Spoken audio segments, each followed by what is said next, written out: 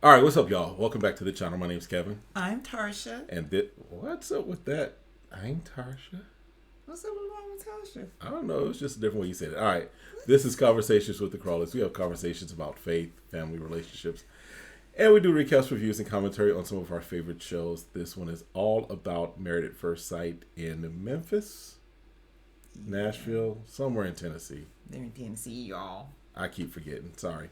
But if this is content that you enjoy, y'all know what to do. Hit that subscribe, hit the like, request notifications. And share. And we'll see you in the comments. Consider becoming a member and checking out the merch store. And before the squad jumps on us, yes, we know we're a couple of days late with this. It happens. We have life. Sorry. It happened. It got away from us. Maybe next time. Yeah. But make sure you're hitting that so that when we do get it up, you're notified. You're notified. That's how you know. Our bad. Because actually, it could be that we're actually on time. You just didn't get the notification because you're not subscribed. Because you're not subscribed. That's what it is. That's what happened. That's what happened. That's what had happened. That's the story we're going with. And we sticking with it. We're sticking with that story. All right. So, couples are finally in Jamaica on their honeymoon. I want to go to Jamaica now. Yes, I know. We got to get to Jamaica. We got to get to Dubai. Got to get my passport. Got to get your passport. I can get in there with a passport card since No, it's a Caribbean. Yeah, Jamaica can. Oh, can you? Okay. Yeah. You ain't going to Dubai on a passport card. But I have to go by boat. Yeah. Okay, I'm starting. We're not flying. Cruises. Yeah. So, you starting to search for cruises? I was looking. I was like, "Ooh, how can we do this?" All right. So now, because I got to wait for my passport. Oh, I got time. Anniversary's in May. Maybe I got time to have my passport by then. March, April. It's tight. So y'all see the conversations we be having, right? It's a tight window. I gotta go to Jamaica. All right. So let's just kick off with Nicole and Chris. Because some of the couples is like they're just not going through the motions, but they're just kind of saying the same things in different ways. I mean, I think after you start watching the series, it starts to all sound the same. Yeah. Right? Until they get into their own personalities or their quirks. And the conflict starts to happen. Yes. Right? Yes. They do have a rum tasting. Yes. And that first shot of rum looked a little heavy pour. I don't know if y'all noticed it. Yes. It was heavier than the other ones because they were like, are we supposed to drink this? Or sip it? And then he was like, no, it's a shot. And they were like, okay. That's when it started to get smaller. Yeah. But the proof got higher too. Right. So he gave them less. That first shot looked like a triple shot. It was like that was a lot. So, but then it brings up for her the conversation of old Nicole and that she's kind of, looking to be new Nicole, and that old Nicole was always out dancing, drinking, very selfish, kind of doing her own thing. That sounds like a 20-year-old. Right. Because she said she was in her 20s. So. It's life. It's kind of how... kind of evolve as a person. Exactly. But Chris was like, yeah, I want to mess with that person. Yeah. I couldn't deal with her if she was the old Nicole. Yeah. So I think they're just at a point of maturity and ready to move forward and be who they're supposed to be. Yep. She, there's the conversation of dream husband, dream wife. Then she asks, do you love me yet? He's like, not yet. Nope, not yet. He's like, I could see it, but we ain't there yet. So I don't think he is a pushover kind of was like portrayed on him. Right. I think he is pretty confident he can say what he feels, because I think they have some strong conversations very early in their marriage. So I think there's a lot for them to grow on. Because she said something about him being kind of placating her or what have you. I forgot exactly how she put it. And it was like, because it came about with the question of them having kids, right? He's like, I always saw myself having 2 kids, a girl and a boy. And listen, if it works out, girl and a boy perfectly, perfect. If not, either you keep trying or you have what you have. You have what you have. But she's like, she never really wanted kids, but now she's open to it, is what she says. And she's like, are you leaving that for my decision, or are you leaving it for my decision? He was like, no. So that's what made me feel like that he's not the pushover. Right. Because for him to say, you know what, no, I feel like this is important that we both make this decision. Exactly. I'm not leaving it up to you alone. So and so she's going to have now it based upon her response and everything. I almost feel like she would be like, even if she's not really 100% wanting to, she would kind of be. She might be the type of person that would be like, yeah, I'm still open to it. I'm still open to it, but no, I don't want to have that happen. I think if she falls more in love, she may see that she wants to have a child. Maybe at least one. Maybe she'll compromise and have just one. It's possible. So yeah, but they need to make that decision. They need to have a clear understanding. They need a very clear understanding sooner than later. Because she says she does have a career that she wants to still develop and grow in. So I think within 8 weeks to know, like, I want this to be a long-term marriage. It's like, hey, do you mind compromising? Let's look at having one and see how that goes with our careers. And then we can look at 2. So then at least he knows that he can have at least potentially, right? Because, again, you don't know until you try that one could be in their future. True. So that was pretty much it for them. I didn't think they had a whole lot going on. I mean, they were just really being open and vulnerable and having those tough conversations when normally they say they wait till they're 3 months into a relationship. Right. Understanding the importance of it coming out as soon as possible. Gotcha. Okay. Moving on to, let's talk about Dominique and McKinley. Yes. I think they're trying to vibe really well. But she's more adventurous than him. True. And he kind of complains a little bit more about being, going out like they were going sailing. Like, how far should we go? And being nervous about it. And he's like, I can swim. Now, I can see if he couldn't swim. Right. But it's interesting that he's just not really open to trying new adventurous things. Right. So, they go on the little sailboat. They've been cuddling. It's her first time out the country. He is a breast guy. And he's he's attractive. He's attracted to her, right? In some respects, I think her youth, because I don't want to say she's immature, but her youth or not as being experienced, I think, just starts to come out in some way. Just kind of the impression I got sometimes. She seems naive. Yeah, that's it. Yes, that she seems a little naive, a little like deer in the headlights at times. Yeah, so. I could see that. I think, especially when you're in a new place and you never got to get out of the country. Now you're married, and she tends to date older men. So I think, she'll have that time. I think they bring their experiences together. Yeah. And it'll work out. And make sure you stick around to the end because we're going to talk about something that we've seen that kind of shook us. And you might have seen it on the internet too. We'll talk about that at the end, but make sure you stick around for that. All right. I think that's it for them, right? Yeah, nothing major happened this time around. They're being a little close, so something might they're pop vibing off. Okay. Might be popping off in the bedroom. It's possible. It's possible. All right. Let's get with Jasmine and Eris. So they start off with breakfast with mimosas. Not a bad start to breakfast. No. They had a great breakfast. I mean, she had her bacon. And he's like, and I don't think he said there's anything religious. I think he just doesn't eat bacon. He just doesn't eat bacon. He basically sounds like he's a pescatarian. Okay. So, she's like, I don't eat bacon every day. He's like, I think since I know you had bacon. You have bacon every day, right? She's like, well, normally it's like 50%. And when you're on vacation and you can have stuff that you normally don't purchase or you can hold out, listen, you're going to eat it. If you go to the right hotel, them breakfast bars and whatever. All inclusive? That's what I was looking up. I was like, all inclusive? Listen. I put like 4 days in there. Especially when you can go to the omelet station and they like make the omelet right there in front of you and it's like everything you want in it. Yeah. Oh yeah. I be getting stuff I normally don't eat all the time. Yeah. You know who used to have a good breakfast buffet?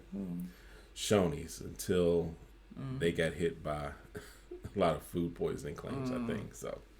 Yeah, but that was a good breakfast. But yeah, you go to the right resort.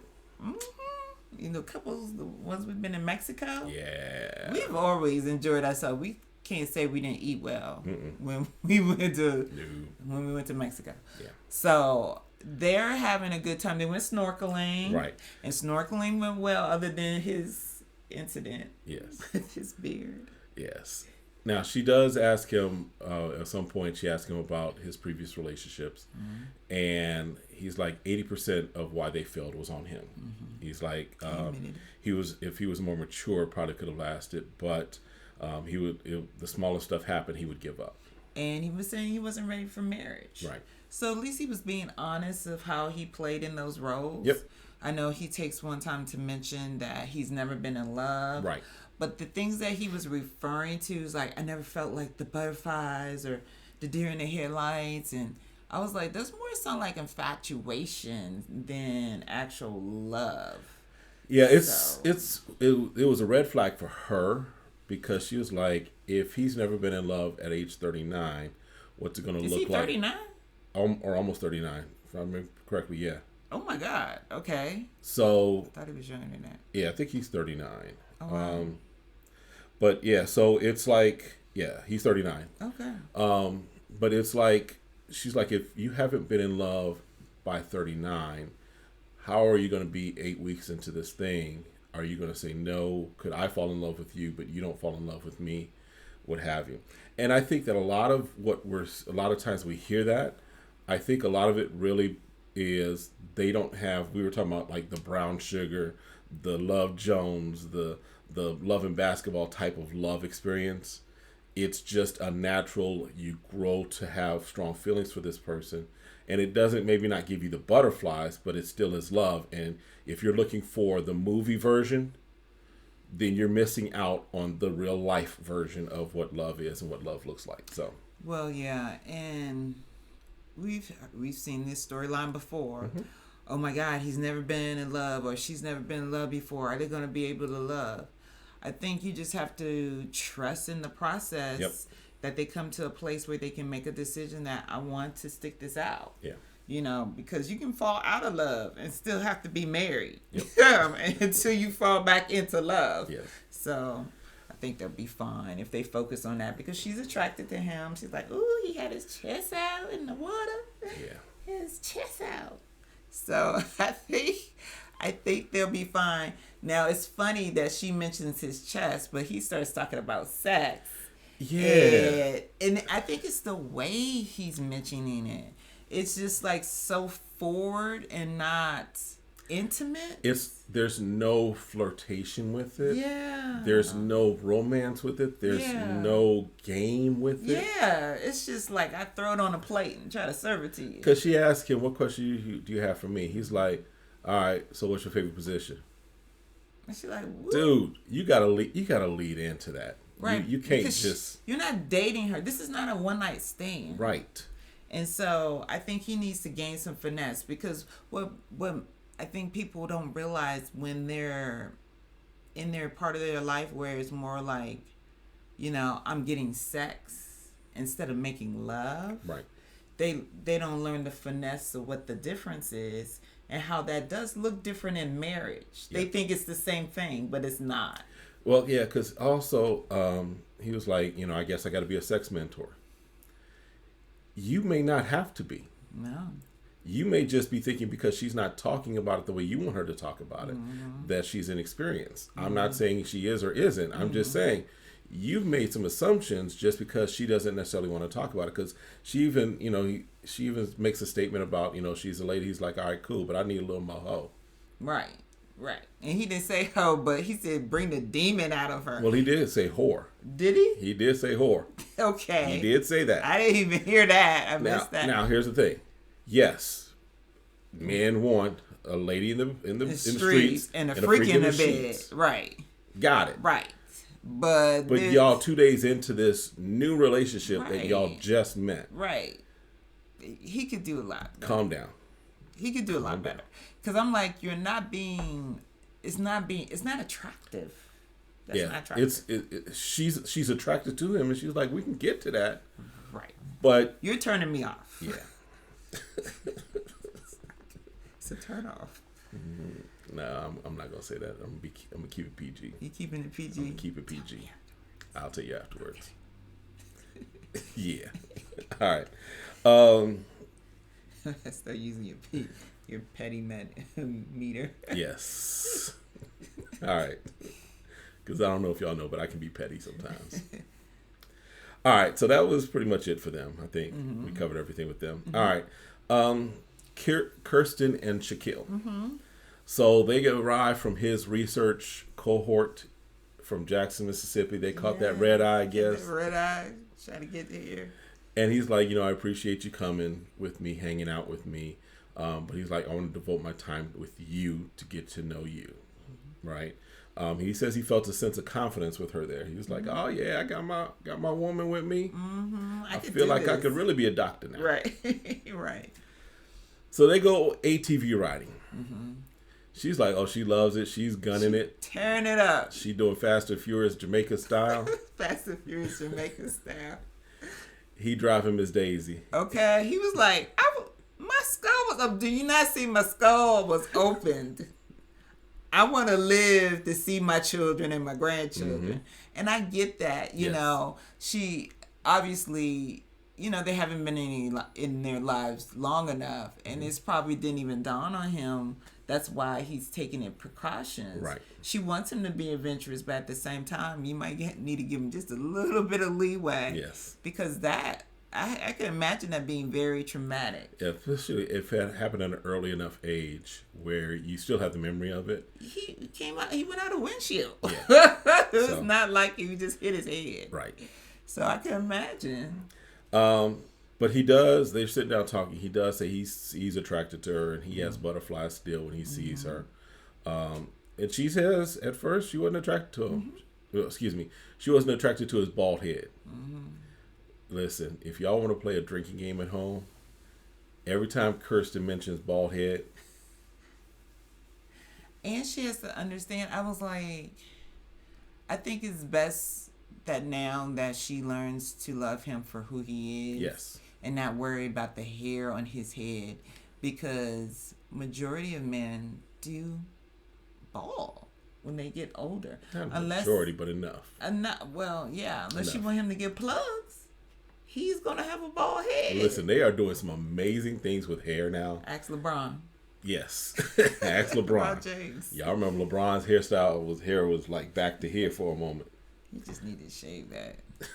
Well, at one point he did finally just shave it because he was trying to do a little He was wig, preparing for the wig, and the wig was not staying on. So it's too much sweat. By the way, I'm not a LeBron fan, just so y'all know. So. Sorry. All right. So, and I got it. Yeah, we'll leave it at that. Leave it at that. That's not that show. Right. I got another channel for that. All right. So, he says he felt awkward. And he's feeling the physical attraction grow. She's also saying, I wasn't there initially, but it's growing for her, right? And she says, like, I do want to touch and everything, but she feels like she's not a good kisser. Yes. And so she doesn't kiss a lot. Right. Because she's like, do you want to kiss me? Do you want to, kiss me? Because I'm not really into kissing, but I do like to touch. And so... I'm not sure with her, At first I thought maybe they would work out, but maybe they won't work out if in the back of her head she only can think about his bald head, and she's putting herself in a place where, we're just trying to play along for the cameras. Right. Because I think in the after party, she's really more closed off when the cameras are not there. Right.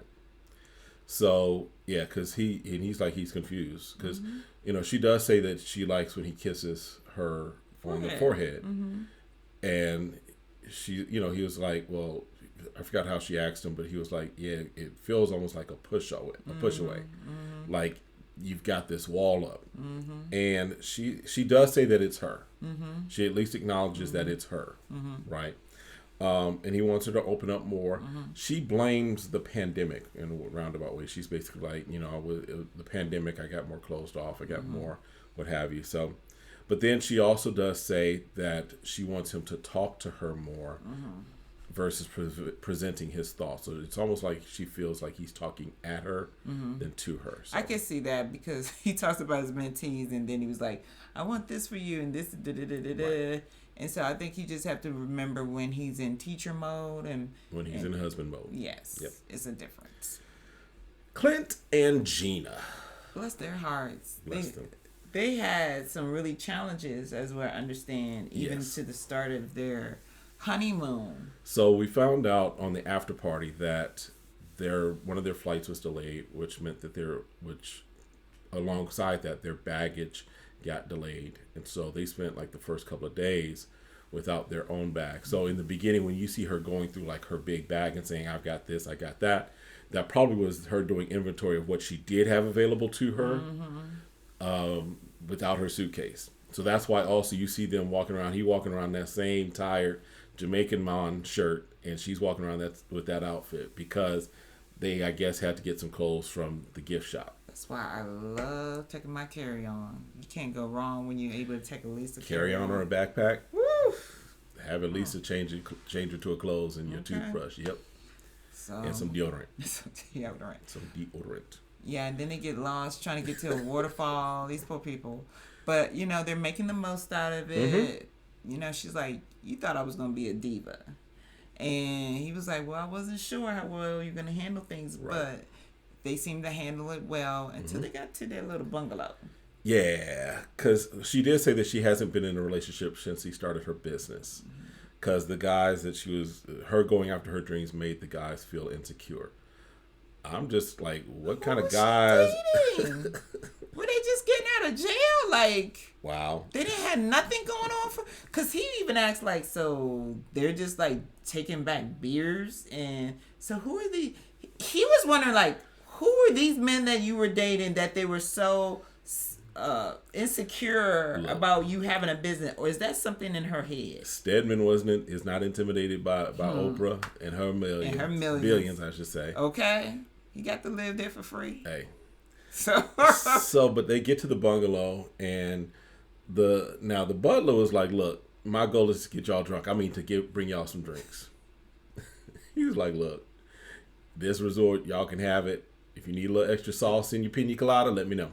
When you're on that all-inclusive, it's like as much drinks you can drink. Like you get off the bus from the airport or whatever, and they're like, all right, here's the drinks ready for you. Mm-hmm. Here's your little band. Yep. Just go ahead and go and wherever place. There's a bar at the pool. There's a bar every time you turn around. Yeah, all inclusive. They have little drinks outside of before you get into the restaurant. Yep.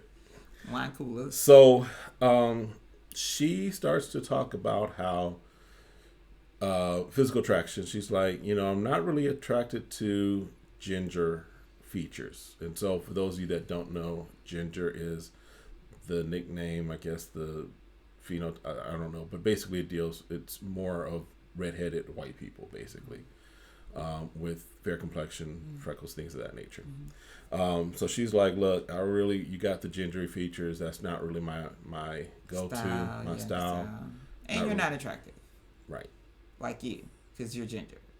I was like, I don't even think you're hearing yourself. Yeah. So that might have been after the butler gave her like 3 or 4 drinks. It might have been, because I was like, you need to be mindful when you're talking to people that you could be hurting their feelings. Right. Like everyone has feelings. So you could tell he was like, he wasn't really happy the way it was presented. How she felt. And there's a way to present that where it's like, normally I'm attracted to this type. Rather than giving the negative, say what you are normally maybe attracted to. But you're also open, and it's just better ways to put it. Or she could just say, you know what? I'm really open to this relationship. You're not my typical type. Yep. And obviously my typical type never worked out well for me. So I'm so glad I can be on this journey with you. Yep. And you could gather a lot from that without feeling like you have to tell them that, yeah, I'm not attracted to that at all. Yeah. So that's pretty much it for them. Yeah. Now, if you stuck around, buckle up.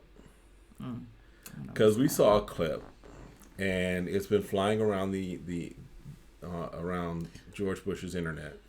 I'm trying to figure out, this has to be, because we don't have Lifetime. We have to.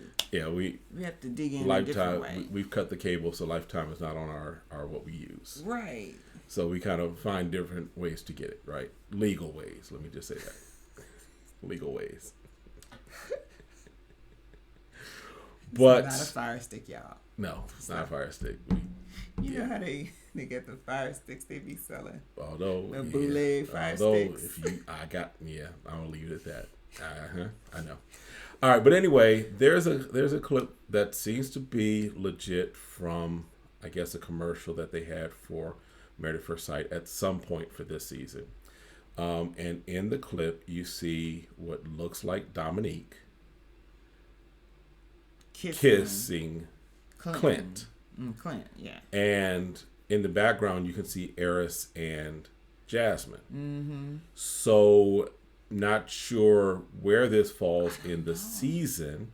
Right. And again, we know. Is it slipped out? Is it like someone trying to put something out? Deep fake? I don't know. But it's one of those things where we know that producers and they do some crazy funky editing where you get kind of a different thought than what actually happens. Mm-hmm. But this looks a little too interesting, right? So we'll see, because it wouldn't be the first time that we've had a two participants in different marriages end up dating each other, because we had Zach and Bao. Right? It was after the fact, true, with Zach and Bao from like 2 or 3 seasons ago. But you never know. Mm-hmm. So that's it for this one, I think. Anything else? Let us know what we missed. Let us know what your thoughts are. And we'll see you next time. Have a great one. Bye. Be blessed.